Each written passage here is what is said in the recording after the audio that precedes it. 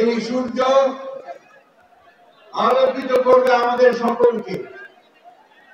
এই সূর্য একটা নতুন দিগন্তের সূচনা করেছে, নতুন স্বপ্ন দেখাতে শুরু করেছে। আমাদের ছাত্র ভাইরা তারা অনেক রক্ত দিয়েছে,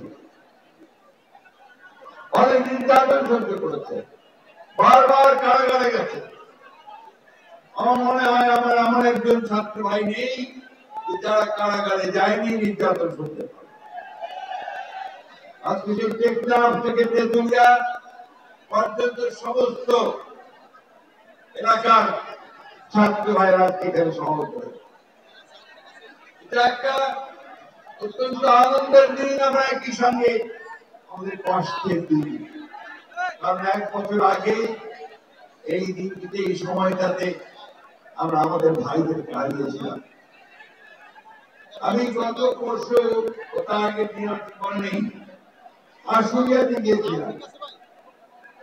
সেখানে আমাদের এই ছাত্র ভাইদেরকে পুড়িয়ে গুলি করে মেরে ফেলার পরে পুড়িয়ে মেরে ফেলা হয়েছে। একটা ক্লাস 2 এর ছেলে গুলি করে তার মাথার খুলি উড়িয়ে দিয়েছে।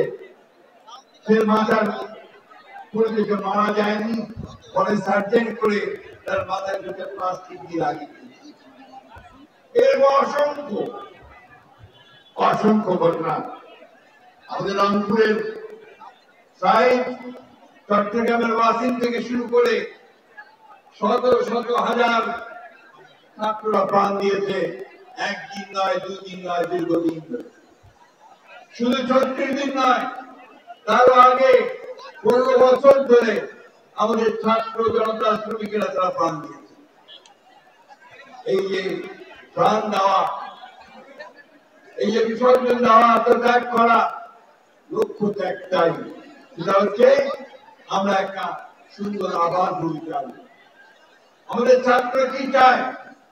তারা পাশ করে চাকরি পাবে, তারা পাশ করে নিজেদের নিজে প্রতিষ্ঠিত করবে, বাবা মায়ের কষ্ট লাঘব করবে। এই দেশে তারা বাংলাদেশের নতুন নতুন কলকারখানা দেখতে চায়, তারা বাংলাদেশের নবীন কর্মসংস্থান সৃষ্টি করা দেখতে চায়, তারা এখানে ন্যায় বিচার দেখতে চায় এবং একই সঙ্গে তারা দেখতে চায় এখানে ভালো মানুষেরা দেশ শাসন করুন, একটা সুশাসন চায়।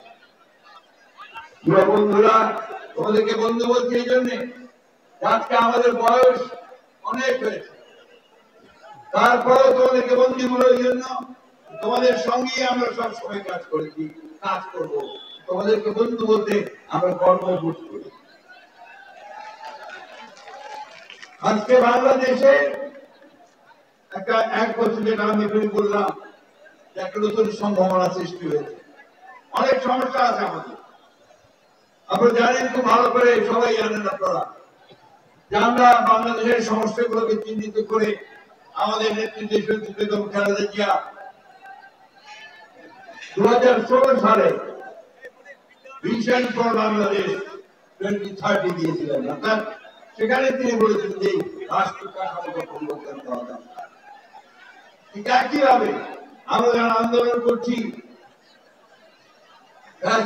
হাসিনার বিরুদ্ধে, সরকারের বিরুদ্ধে, তখন আমরা মনে করেছি এবং আমাদের নেতা তারেক রহমান মনে করেছেন যে এইভাবে বাংলাদেশ চলতে পারে না। এই জন্য কি করেছেন? সমস্ত রাজনৈতিক দলের সাথে কথা বলেছেন, কথা বলে 31 দফা কর্মসূচি, এই কর্মসূচির মধ্যে বাংলাদেশকে নতুন করে সাজানোর স্বপ্ন তুলতে। সেই স্বপ্ন ছিল যে আমার কৃষকদের কৃষির ন্যায্য মূল্য হবে, ধান চালের ন্যায্য মূল্য হবে, শ্রমিকদের মজুরি পাবে, ছাত্ররা পড়ার সুযোগ পাবে, স্বাস্থ্য সেবা পাবে এবং পড়াশোনা শেষ করে কাজ করার সুযোগ পাবে, কর্মসংস্থান সৃষ্টি হবে। বন্ধুগণ, আজকে সেই স্বপ্ন আমাদের তারেক রহমান সাহেব আমাদের দেখাচ্ছেন। তিনি ফ্যামিলি কার্ডের কথা বলেছেন, অন্যান্য অনেকগুলো নতুন চিন্তা ভাবনা তিনি সামনে নিয়েছেন। তিনি হয়তো কিছুটা তুলে ধরবেন। আমি শুধু এটুকু বলতে চাই, প্রিয় বন্ধুরা, আজকে আমাদেরকে ঐক্যবদ্ধ থাকতে হবে। অনেক চেষ্টা করা হচ্ছে বাংলাদেশে বিভক্তি সৃষ্টি করবার। আমাদের পাশের দেশে ভারতবর্ষে তার লোক বল